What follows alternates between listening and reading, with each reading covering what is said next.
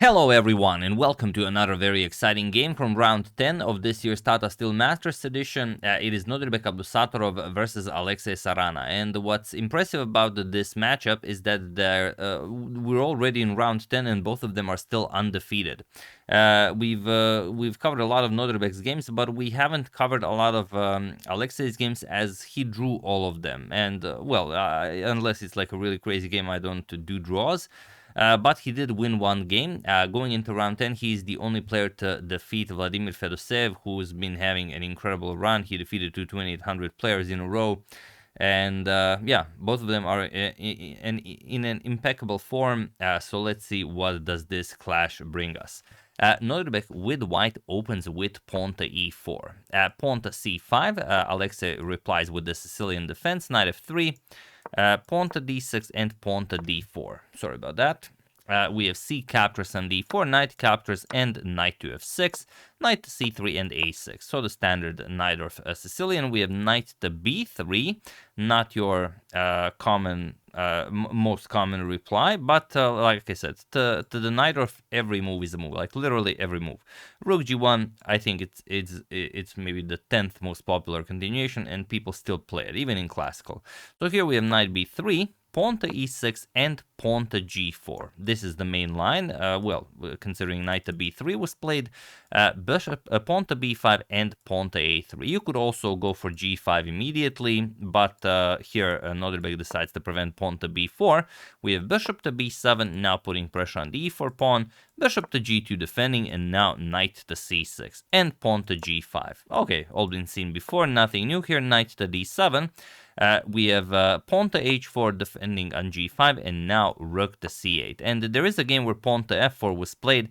It was played by none other than Vishwanathan Anand. It was played in 2019, and he played it in a rapid game against Peter Svidler.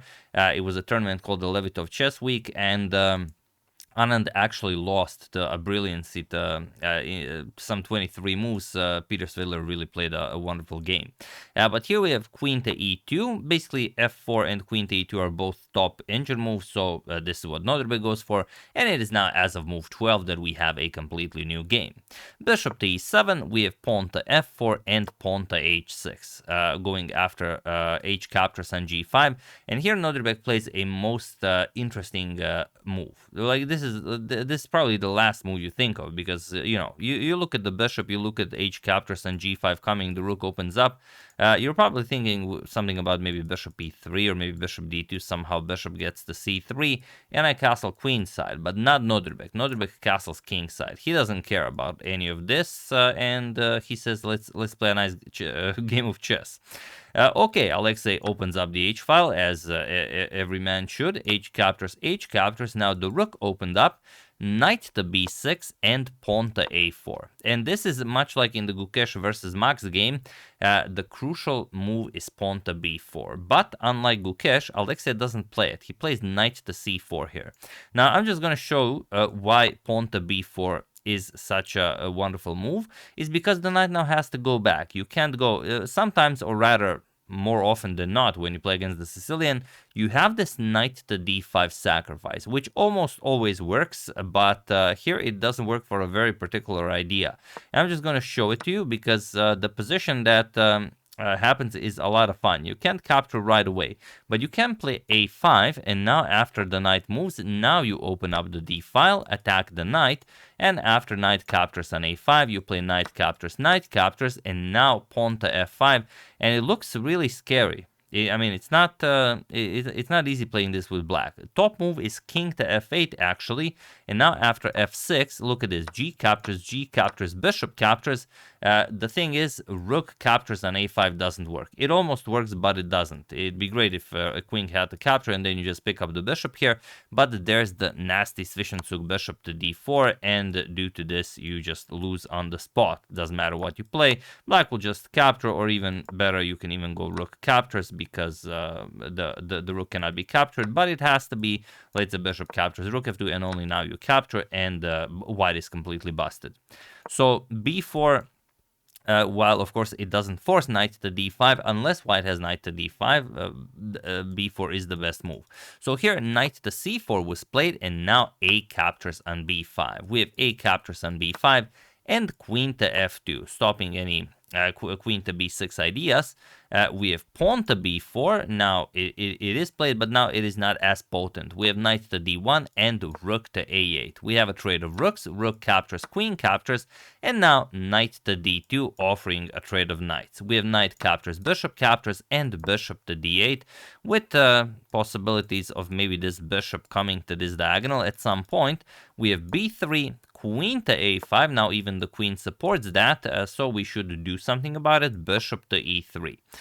Bishop to e6 attacks the rook, and the rook moves to e1, and now pawn to e5, inviting pawn to f5.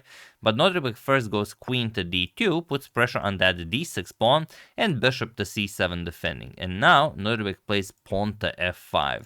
Queen to d5 and offering a queen trade is probably the safer way to go, but Nodirbek goes pawn to f5, and now knight to d4. Gukesh already won his game, so Nodirbek also knows that if he is to win the tournament, he has to win every game, as that is obviously what Gukesh is doing. We have bishop to f2, and now bishop to b6. The engine gives bishop to b6 as superior to rook h5, what Sarana played, saying that you should first improve the position of both of your bishops and only then go for rook to h5.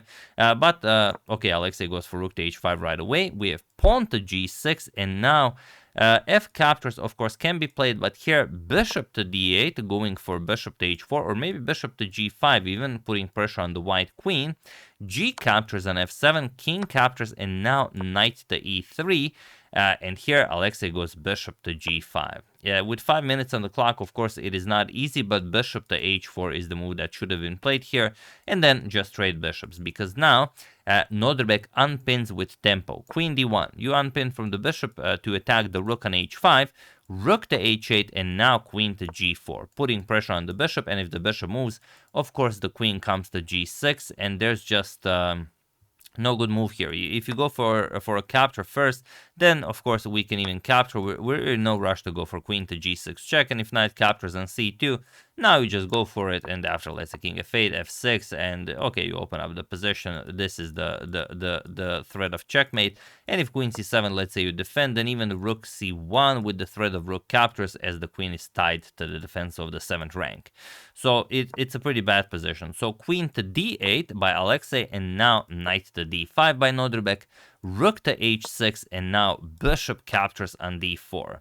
So what can you do here? E captures on d4, and now pawn to e5. You could even improve maybe with rook to a1, but Nodirbek just marches forward. Pawn to e5, d captures, we have rook captures on e5, and now queen to d6. And what I found to be spectacular about this position is that Alexey is down to 1.5 minutes on the clock, 3 more moves until time control. And look at this, queen captures on d4 and bishop to f6. And look at this, how do you stop this? Okay, queen to a7 is check, and now queen to a7 with check. What do you play here as Alexey? You have one move to make, and you've reached time control. You will gain additional time. You just have to make one move. What does your instinct tell you? Where do you go with the king?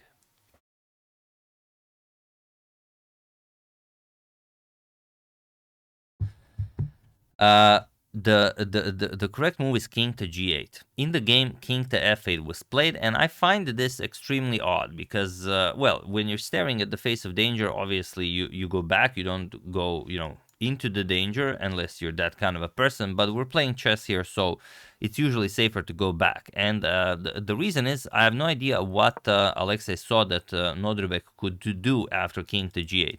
Because let's say after knight captures on f6, rook captures, and now whatever there is, bishop to d5 check, you will just hide the king on h7. And this pawn being on f5 prevents any tricks, like queen to d4, you're just going to play bishop to c8. You don't care about any checks. Queen h4 check, rook to h8, and there's nothing here. If queen to e4, threatening f6, you can just block queen to f6, and everything is perfectly fine.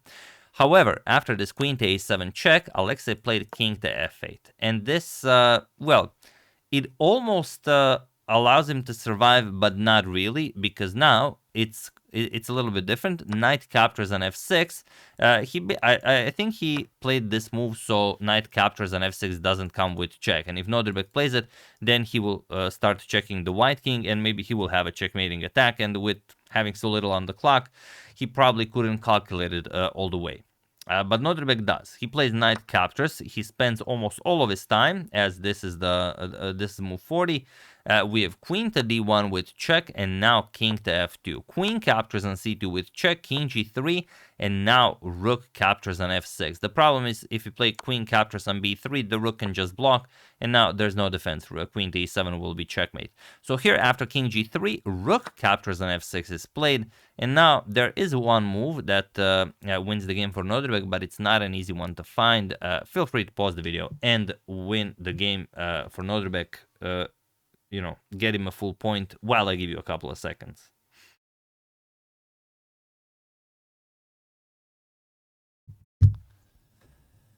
The only winning move is, of course, queen captures on a. I'm only kidding. It is not. It is bishop to d5. This is the only winning move.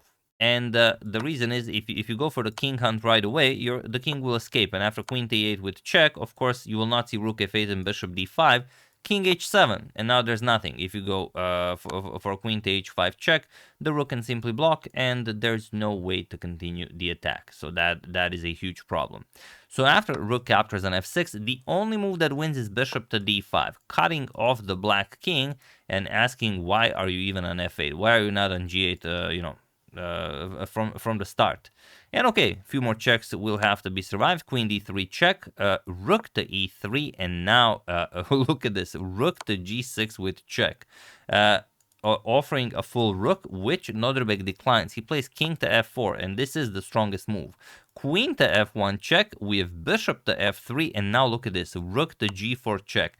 Alexey really trying to get some sort of a perpetual here, but here not capturing the rook would be terrible for Nodirbek, because if he goes up the board, which is the only other move, then queen to a1 check, it's the only move that draws, but it does draw. Let's say king d6, queen to d4 with check, forces a queen trade, and now, okay, equal material. Both players have a bishop, a rook, and 2 pawns. This will be a draw. So after rook to g4, Nodirbek is precise to capture with the king, and now queen to g1 check, king to f4, queen to h2 check, king to e4, queen to h4 with check, king to d5, and here queen to d8 with check. We have king to c6, and he was in this position on move 51 that Alexey Sarana resigned the game, as there is nothing more to be done here. Whatever you try, it's very easy to hide. For example, queen to f6 check will be met with rook to e6, queen to c3 check. You can block with queen to c5 with check, and while you do trade queens here, captures, now it is much different. You're going to lose this pawn as well, and the resulting endgame will be winning for Nodirbek. Yeah, after king to c6, Alexey resigned, and that's all there is. With perfect play, Nodirbek will checkmate the black king in 23 moves, so it is definitely not a premature resignation.